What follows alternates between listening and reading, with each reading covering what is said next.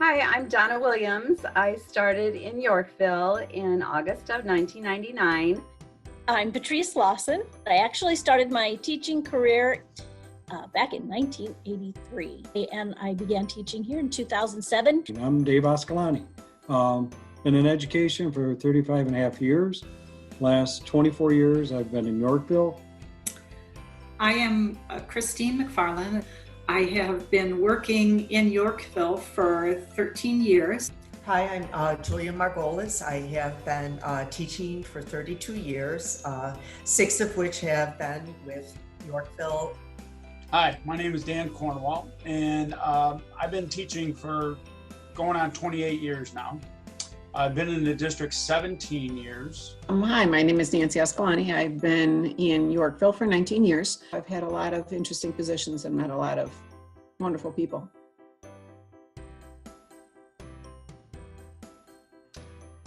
I love working with students that struggle. I love to figure out how I can help them learn. I'm encouraged by their growth. I went into teaching music basically because I loved being a student of music. My parents were both educators, so that was kind of a natural career path for me. Well, I come from a family of 9 kids, and I've always wanted to help people. I wanted to become a speech pathologist because I myself had speech when I was young, and it was a lot of fun. And when I got to high school and thinking about careers, I couldn't really settle on anything. And then all of a sudden I remembered speech therapy, and I never looked back. I was in my junior year and undecided on a major, and both of my parents are school teachers, and he said that special education was an up-and-coming field. In high school, my most influential teachers were my shop teachers, my woods teacher, most of all, my welding teacher. I've always loved architecture and working with drawings and CAD. And I went to Kishwaukee College after the military to become an architect. And I kind of got found and offered a job as a teacher. I have several people in my family that are in teaching, so it is a family business. I enjoy helping people. I love solving problems and seeing them be successful. So it was just a way that I could help.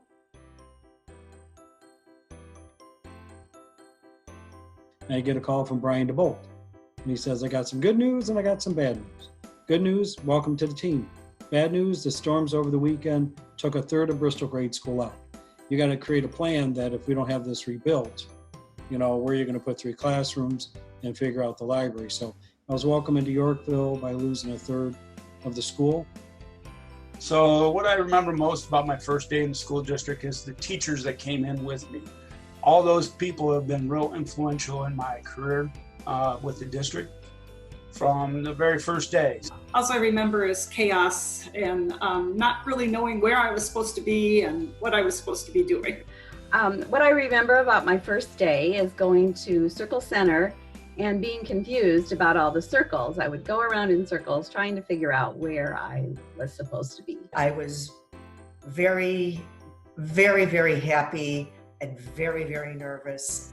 I was hired by Dr. Engler the day before school started and went to the building for the first time, and they were in the middle of their welcome back faculty meeting. Jeff Shimshak introduced me to the staff by saying, this is Nancy Ascolani, she's going to be teaching tech. I sleep with her husband, basically meaning that they used to go to workshops together and they would bunk together and when they went to the various workshops. Not exactly the way I wanted to be brought into the family, but that's what happened. I came from Colorado. We were pretty casual in Colorado. And then I went to my first day. The entire faculty was crammed into the high school cafeteria. And we were all sitting there. And that is where I found out that it was completely not acceptable to wear open-toed shoes. And I just was blown away by that. And that's all I can ever remember about my first day.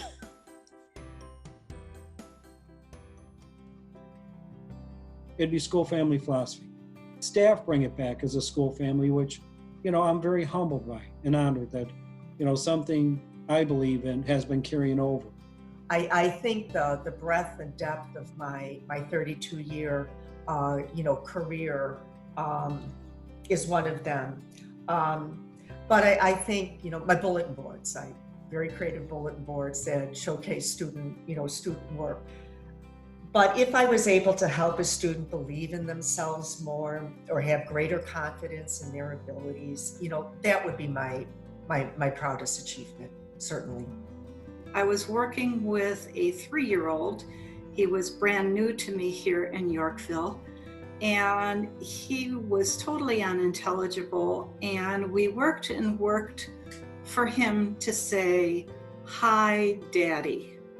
And when his dad came to pick him up after therapy that day, he walked up to his dad and he said, "Hi, Daddy." And the look on the father's eyes and face was just precious. My proudest accomplishment is when I can see students that I've had in 4th, 5th, and 6th grade come back after they've graduated from high school and come and see me, or I'm invited to their graduation parties, and I can see that they have gone on to be a successful member of society. My proudest moments have come with my general music or my music appreciation classes. This has been a 6th grade class every year with mostly boys. They're in that class because they really don't like music and they don't want to be in a performance ensemble, and this is the only choice that they have to be in. And those moments after we've listened to a piece of classical music and we're able to have a conversation about the elements of music in what they've just heard, and that has just always made my day when we've had those kinds of conversations. And it's not because they've decided to suddenly become musical, but it's because they've become thoughtful about what they're listening to. I think my proudest was my years when I was working with Janet and we were doing tech for the teachers and such. I think we were helpful to teachers to give them that backing so that they could try something different. The success and accomplishment for teachers is the students we influence. I hope my students that I've taught over the last 28 years can talk about me like I talk about my high school teachers who had a great influence on me.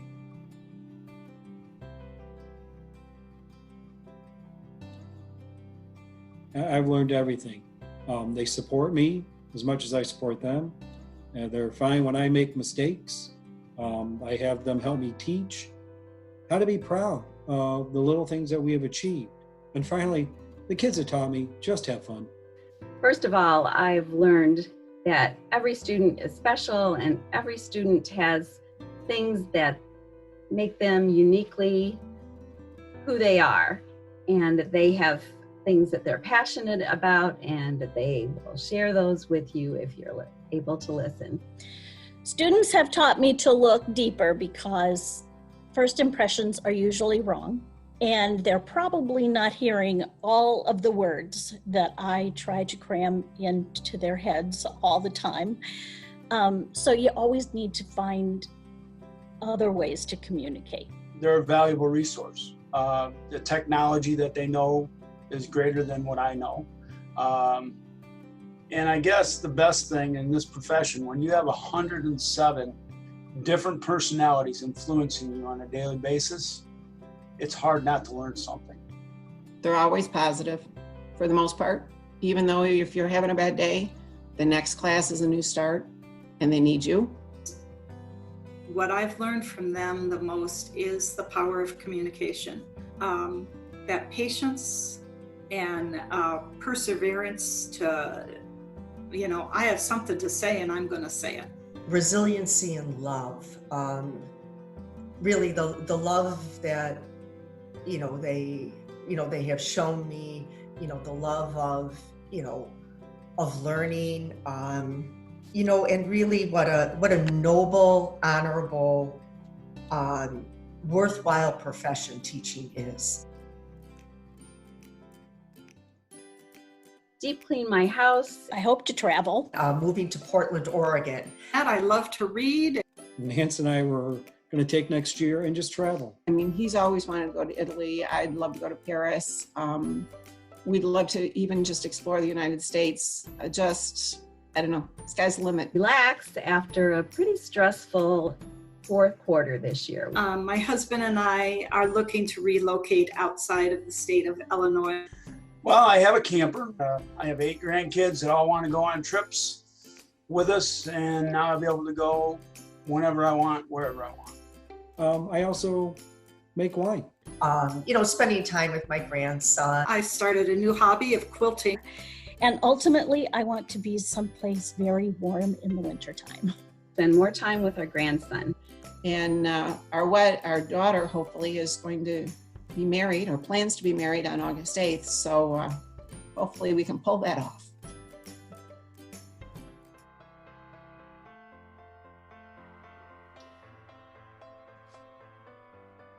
With leaving this year, being absent from the building and from the students and from the staff, there's definitely a disappointment because you don't have those connections.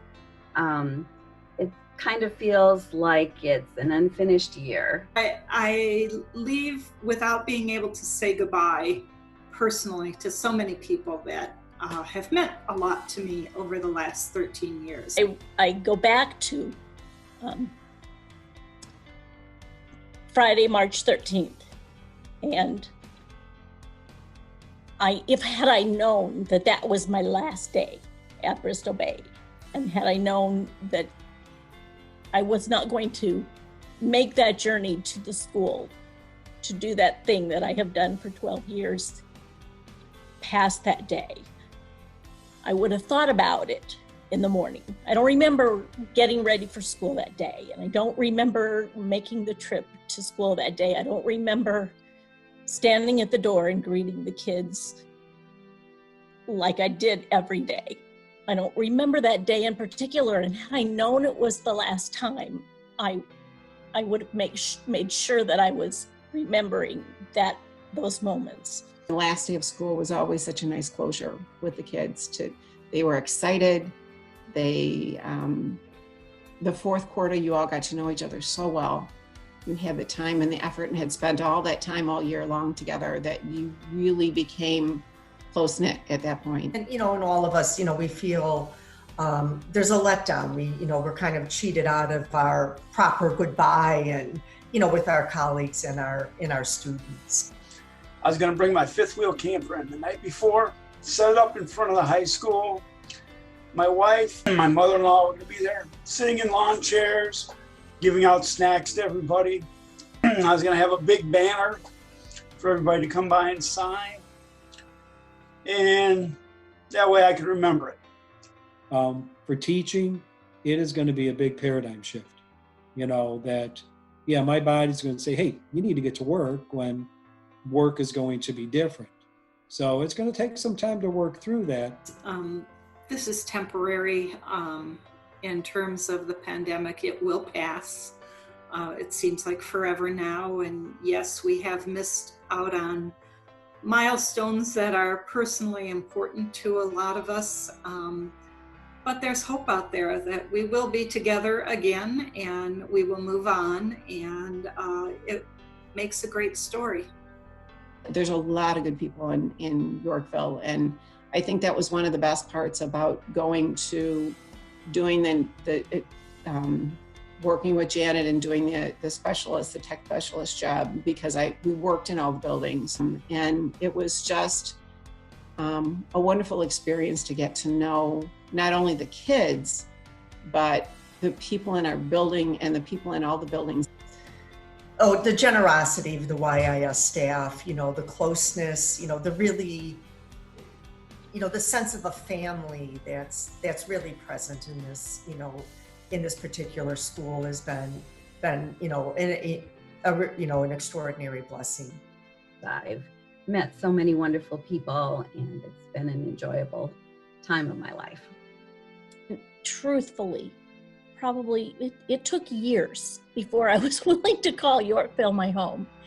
But it has truly become my home, and much of that is thanks to the Yorkville School District, Bristol Bay, my music colleagues. It's been just a wonderful journey to go on with you. Love and prayers to the whole district. It's been a great ride for 24 years. Thank you. I think we've had a long run and feel very good about a lot of the things and a lot of the people that we've met and the things we've done while we were in Yorkville, and enjoyed that tremendously. And I'm grateful for that. But I think we're ready to go to phase 2. I think it's going to be hard, not going back to school in August. But I haven't heard anyone complain about retirement. Oh, I think somehow I'll get used to it.